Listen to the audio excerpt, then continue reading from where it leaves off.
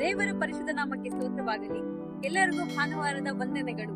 ಈ ದಿನದ ದೇವರ ವಾಕ್ಯ ಯೆಶಾಯನ ಬರೆದ ಪ್ರವಾದನಾ ಗ್ರಂಥ 43ನೇ ಅಧ್ಯಾಯ 18ನೇ ವಾಕ್ಯ. ಹಳೆಯ ಸಂಗತಿಗಳನ್ನು ಜ್ಞಾಪಕಕ್ಕೆ ತಂದುಕೊಳ್ಳಬೇಡಿರಿ, ಪುರಾತನ ಕಾರ್ಯಗಳನ್ನು ಮರೆತು ಬಿಡಿ, ಇಗೋ ಹೊಸ ಕಾರ್ಯವನ್ನು ಮಾಡುವೆನು.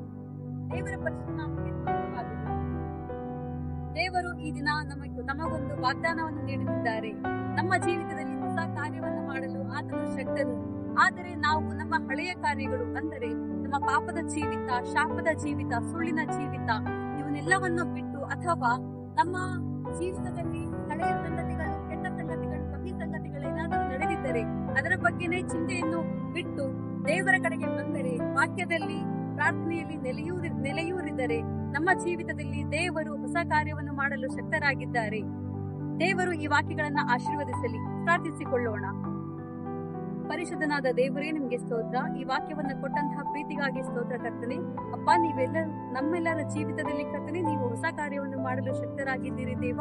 ಅದೇ ರೀತಿಯಾಗಿ ಸ್ವಾಮಿ, ನಾವು ಹಳೆ ಕಾರ್ಯಗಳನ್ನು ತ್ಯಜಿಸಿ ಕರ್ತನೆ ನಿಮ್ಮ ಒಂದು ಹಾದಿಗೆ ಬರಲು ನೀವು ತಾನೇ ಅಪ್ಪ ಮಾಡಿಕೊಡಬೇಕಾಗಿ ಕೇಳ್ಕೊಳ್ತೇನೆ ಸ್ವಾಮಿ. ಈ ವಾಕ್ಯಗಳನ್ನು ಆಶೀರ್ವದಿಸಿರಿ. ಯೇಸುವಿನ ನಾಮದಲ್ಲಿ ತಂದೆಯೇ, ಆಮೆನ್.